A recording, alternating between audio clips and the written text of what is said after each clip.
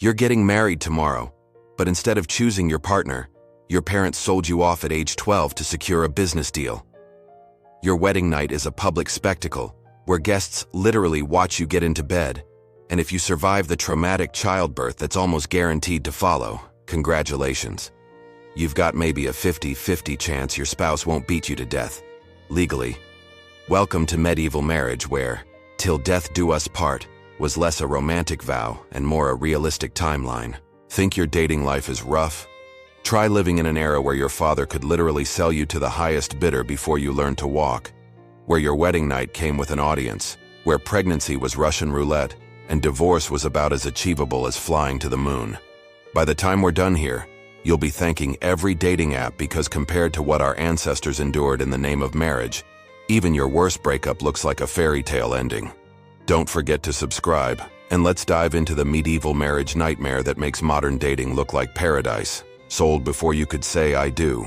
Let's start with Margaret Beaufort, who lived at the very end of the medieval period and would become the mother of the Tudor dynasty. At age 6, her guardians married her off to John de la Pole in what was essentially a real estate transaction. Margaret never even recognized this marriage. She was literally too young to understand what was happening to her. But the adults around her?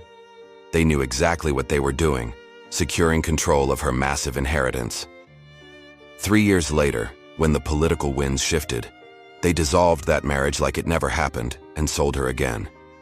This time to Edmund Tudor, who was 24 years old. Margaret was 12. Now here's where it gets worse. While medieval law technically allowed marriage at these ages, there was an unspoken rule that you waited until the girl was at least 14 before making the marriage official. Edmund Tudor decided he couldn't wait. Within months of their wedding, 12-year-old Margaret was pregnant. But Margaret's story wasn't unique. Take Isabella of Valois, daughter of the King of France. In 1396, she was married off to King Richard II of England. Isabella was 6 years and 5 days old. Her trousseau, the goods she brought to the marriage, literally included her dolls and miniature silver furniture for them. The wedding contract specified that the marriage couldn't be consummated until her 12th birthday. Even by medieval standards, this was acknowledged as extreme. Here's what most people don't realize. These weren't love matches gone wrong. They were calculated business deals. Medieval parents weren't monsters. They were operating in a system where children, especially daughters, were economic assets. A daughter with land and titles was basically a winning lottery ticket that needed to be cashed in before something went wrong, and things went wrong constantly. Wars, plagues, and political upheavals could wipe out a family's fortune overnight. So parents played the marriage market like day traders, marrying off children as young as possible to lock in alliances and secure wealth transfers. The truly disturbing part: this was completely legal and socially acceptable among the upper classes. The church had rules about consummation ages, but they rarely enforced them when political marriages were involved. Money talked louder than morality. But here's the historical reality check. While these extreme cases make for shocking stories, most medieval people actually married much later. Peasants and middle-class families typically wed in their late teens or early 20s. These child marriages were primarily a rich people's problem, a consequence of having too much wealth and power to gamble with. Still, for the Margarets and Isabellas of the world, childhood ended the moment someone decided their inheritance was worth more than their innocence. And the real nightmare: this was just the beginning of their marital ordeal. These late medieval practices would eventually give way to the slightly more humane early modern period. But for Margaret's generation, they were still trapped in the medieval marriage system's darkest traditions, the wedding night horror show. Now let's talk about what happened after you said I do. Because medieval wedding nights came with a side of public humiliation that would make reality TV producers blush. Welcome to the bedding ceremony, a tradition so intrusive it makes modern wedding photography look respectful. Here's how it worked. After the wedding feast, your friends, family, and basically anyone who felt like watching would escort you to your bedroom. Not to drop you off, but to actively participate in getting you ready for your wedding night. The women would take the bride to the bedchamber, strip her down, comb her hair, and put her into bed while offering helpful advice about what was about to happen. Meanwhile, the men would do the same with the groom. Then they'd bring him in, make sure he got into bed with his new wife, and the real fun would begin. A priest would bless the marriage bed for fertility. Then came the stocking throwing. Bridesmaids and groomsmen would sit on either side of the bed and throw the couple's stockings at them. A direct hit supposedly meant the thrower would be the next to marry.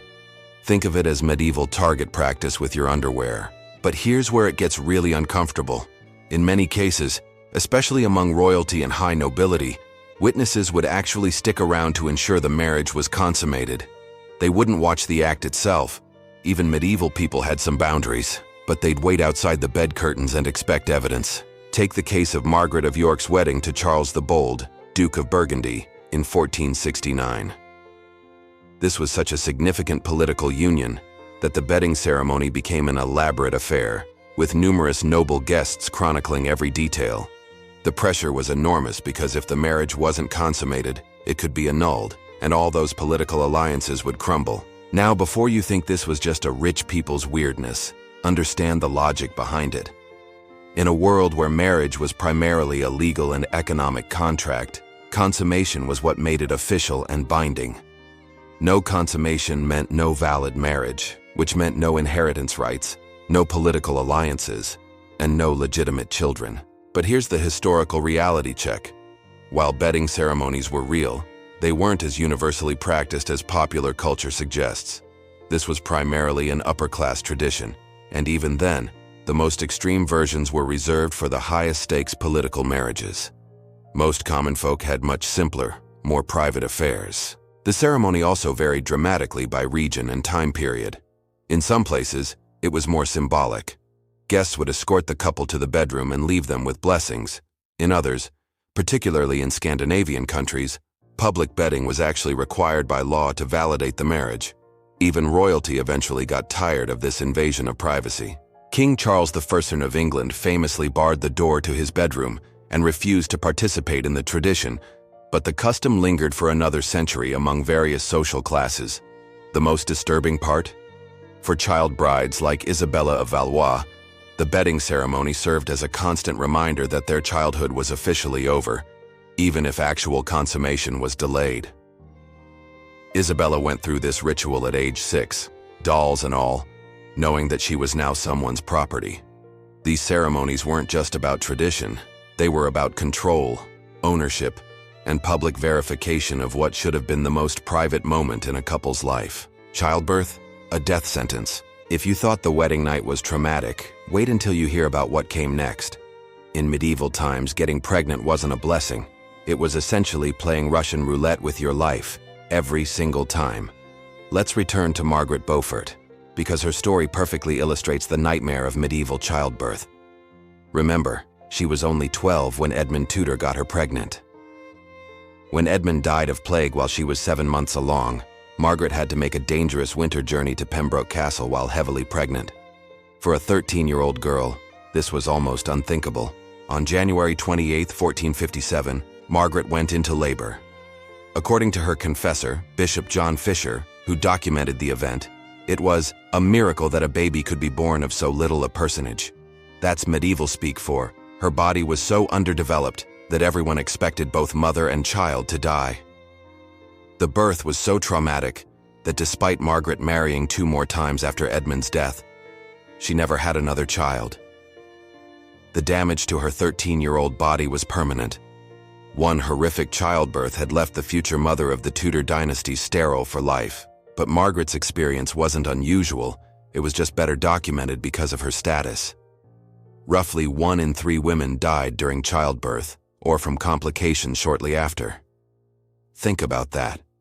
Every time a medieval woman got pregnant, she had worse odds of survival than a modern-day base jumper. The medical care available made things even worse.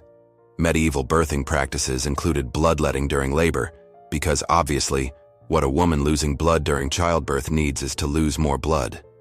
They used birthing chairs that were essentially medieval torture devices designed to speed up delivery, often causing more harm than help. Wealthy women weren't necessarily better off. Take Isabella of Aragon, who died giving birth at 18 after days of agonizing labor. Even with the best medical care available at the time, which included prayers and herbal remedies, she suffered for multiple days before finally succumbing. Here's what really drove the horror home. Noble women were expected to get pregnant immediately and continuously until menopause or death, whichever came first. Eleanor of Aquitaine, considered one of the most powerful women of her era, survived 10 pregnancies, each one a potential death sentence. Most noble women faced 8 to 15 pregnancies in their lifetime. It was baby after baby after baby, until their bodies simply couldn't take it anymore. The pressure was enormous because producing heirs was literally their job. A medieval wife who couldn't produce children, especially male heirs, was considered a failure. Never mind that we now know male fertility issues cause about half of all conception problems. Medieval medicine blamed the woman for everything. If you somehow survived multiple childbirths, congratulations.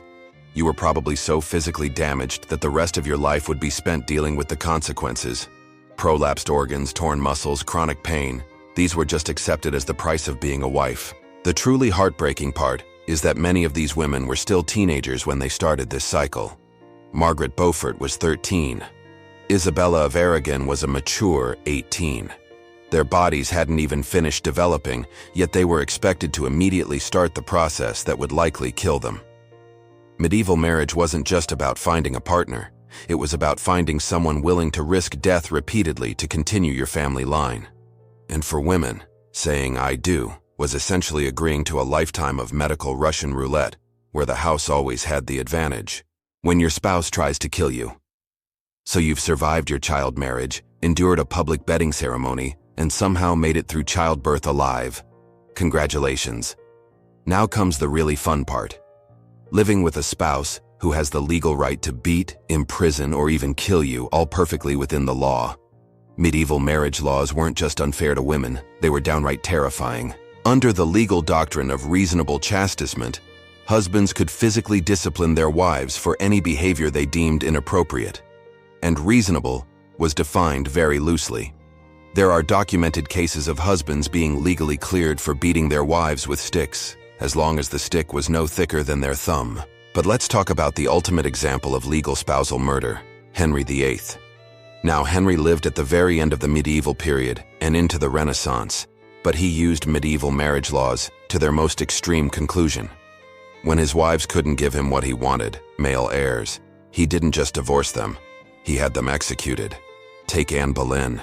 When she failed to produce a male heir and Henry grew tired of her, he had her tried for adultery, incest, and treason. The evidence?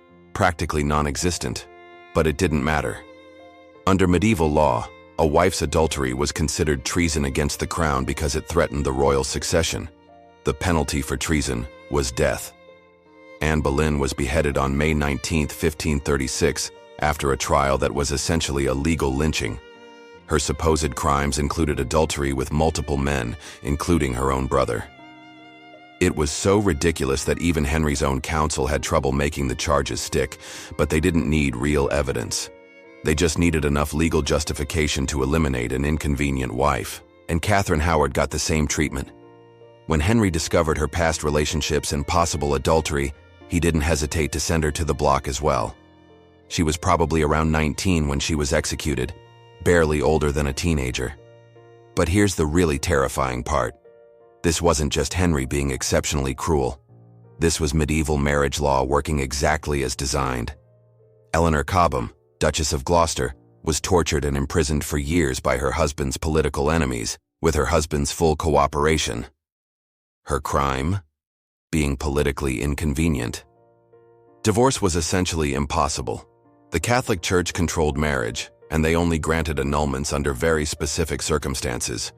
You had to prove the marriage was never valid in the first place, which usually meant proving it was never consummated. This required humiliating public examinations, where women had to undergo physical inspections to prove they were still virgins. Even if you could prove non-consummation, the process could take years and cost a fortune. Most people simply couldn't afford it. So women were trapped in marriages with men who could legally beat them, rape them, and control every aspect of their lives. The law was crystal clear. A married woman had no legal identity separate from her husband. She couldn't own property, sign contracts, or even testify in court without his permission.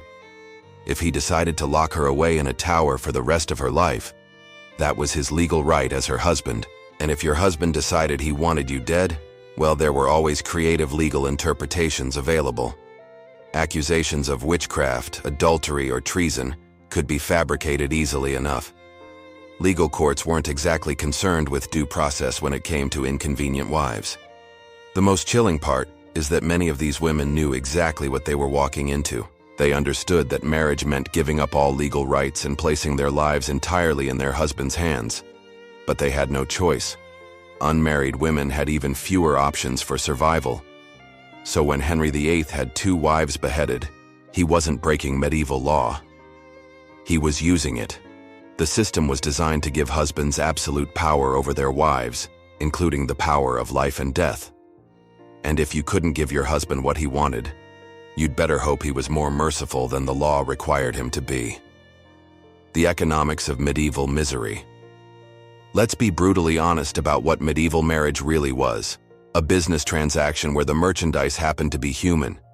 If you think modern relationships have too much financial pressure, wait until you hear about medieval dowries that could bankrupt entire families. The dowry system was essentially legalized extortion. A bride's family had to pay the groom's family for the privilege of taking her off their hands. And we're not talking about modest gifts here. Some dowries were equivalent to $500,000 in today's money, sometimes more. Take Isabella d'Este, one of the most influential women of the late medieval period. Her family spent 3 years negotiating her marriage like a corporate merger. The dowry negotiations alone involved multiple rounds of bidding with different families, offering increasingly outrageous sums to secure the alliance. Her dowry included cash, jewelry, land, and political promises that would take decades to fulfill. But here's where it gets really twisted. The bride's family wasn't just paying to get rid of their daughter. They were essentially purchasing a son-in-law's protection and status for their family line. If you couldn't afford a decent dowry, your daughter would either remain unmarried, which meant poverty and social death, or marry so far beneath her station that she'd drag the entire family down with her. The groom's family, meanwhile, was making a calculated investment. They weren't just getting a wife, they were getting her dowry, her family's political connections, and any future inheritance she might receive. Marriage was literally a business deal where the bride was both the product being sold and the payment being made. And if you think this sounds bad for the bride's family, wait until you hear what happened to the bride herself. Once she was married, everything she owned, including the dowry her family had bankrupted themselves to provide, legally belonged to her husband.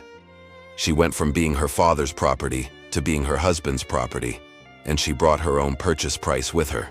But the financial nightmare didn't end with the dowry. Medieval inheritance laws were designed to keep wealth concentrated in male hands. When a woman's husband died, she often lost everything.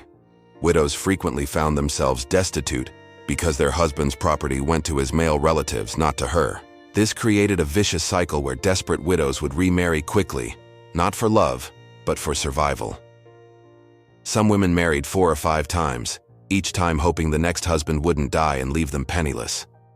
Others were forced to enter convents, not out of religious calling, but because it was the only way to avoid starvation. The most successful medieval women were those who learned to game this rigged system. Margaret Beaufort, despite her traumatic start, eventually became one of the richest women in England by carefully managing her inheritances and choosing her subsequent husbands strategically. But she was the exception, not the rule. For most medieval families, arranging a daughter's marriage meant choosing between financial ruin and social disgrace. Some families literally went into debt for generations to afford a single daughter's dowry. Others had to settle for marriages that offered no social advancement and provided their daughters with no security. The cruelest irony? Even after bankrupting themselves to provide a dowry, families had no guarantee their daughter would be treated well. Once the marriage was complete and the dowry paid, the bride's family had no legal recourse if the husband turned out to be abusive or neglectful. The money was gone, the daughter was legally dead to them, and they were stuck with the debt. This wasn't marriage. It was human trafficking with a religious ceremony attached. Medieval couples weren't joining their lives together. They were completing a business transaction that treated women as both commodities and currency. And the price of admission to this system was so high that it destroyed families for generations. Love, compatibility, happiness. These were luxuries that most medieval families simply couldn't afford. When your daughter's marriage could either elevate your family's status or destroy it financially, romance was just another word for fiscal irresponsibility. Death do us part. Here's the ultimate medieval marriage plot twist. All that trauma, financial ruin, and legal oppression we've been talking about?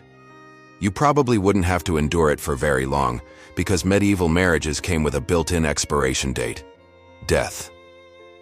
The average medieval marriage lasted about 15 to 20 years, not because couples grew apart or fell out of love, but because one of them died, usually the wife, thanks to all that Russian roulette childbirth we discussed earlier.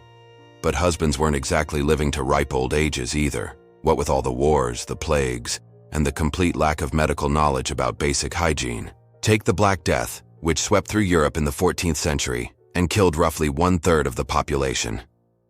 Imagine planning your daughter's elaborate dowry and political marriage alliance, only to have the plague wipe out half the wedding party before the ceremony.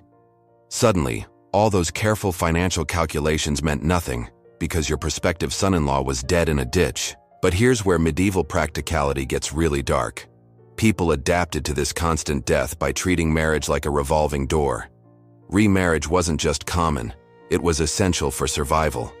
Widows and widowers would remarry within months, sometimes weeks, of their spouse's death. Not because they were heartless, but because being unmarried in medieval society was essentially a death sentence of its own. Some women became serial wives out of pure necessity. They'd marry, survive a few years if they were lucky, become widowed, then immediately start hunting for the next husband before their resources ran out. It was like a grim game of musical chairs, where the music could stop at any moment and leave you without support. The wealthy had it slightly better because they could afford to stay single longer, but even they felt the pressure. Noble families would arrange backup marriages for their children, literally having contingency plans for when the first spouse died. Medieval marriage contracts sometimes included clauses about what would happen when, not if, one party died. There's something that really shows how normalized death was in medieval marriage. Wedding ceremonies included prayers not just for the couple's happiness, but for their souls after death. Medieval priests would literally bless marriages while simultaneously preparing everyone for the inevitable funeral that was probably coming sooner rather than later. The constant threat of death also created some truly bizarre inheritance situations. Some women outlived 3 or 4 husbands and accumulated wealth from each one, becoming incredibly powerful in the process. Others weren't so lucky. They'd lose everything each time they were widowed and have to start over with nothing. Children from these serial marriages created incredibly complex family trees. You might have half-siblings from your mother's previous marriages, step-siblings from your father's previous marriages, and no guarantee that any of these relationships would last more than a few years before another death reshuffled the deck. Medieval record keepers became experts at tracking these constantly changing family structures. Church records from the period read like a soap opera script. John married Mary, who died in childbirth. John then married Susan, who died of plague. John then married Margaret, who outlived him and married Thomas. The psychological impact was enormous. Medieval people couldn't afford to get too attached to their spouses because the chances of losing them were so high. Marriage was about survival and alliance building, not emotional connection, partly because emotional connection was just too risky when death was always lurking around the corner. And yet, despite all this death and trauma, people kept getting married. They kept having children, kept arranging dowries, kept going through bedding ceremonies, and kept facing down all the horrors we've discussed. Because in medieval society, even a dangerous, potentially deadly marriage was still safer than facing the world alone. When medieval couples promised, "Till death do us part," they weren't being romantic. They were being realistic. Death was the only reliable way out of a medieval marriage, and it usually came calling much sooner than anyone hoped. So there you have it, the brutal reality of medieval marriage laid bare. Child brides sold like livestock, wedding nights turned into public spectacles, childbirth that was essentially a death sentence, husbands with legal murder rights, bankruptcy-inducing dowries, and marriages that rarely lasted long enough for the trauma to fully set in. Now, if you'll excuse me, I'm going to go appreciate the fact that I can swipe left on someone without my father negotiating a dowry payment. Because sometimes the best way to appreciate what you have is to remember just how much worse things used to be. And if this glimpse into medieval marriage nightmares has left you feeling grateful for modern love, or at least modern choices, maybe share this with someone who needs a reminder that dating in the 21st century isn't actually the worst thing that's ever happened to romance.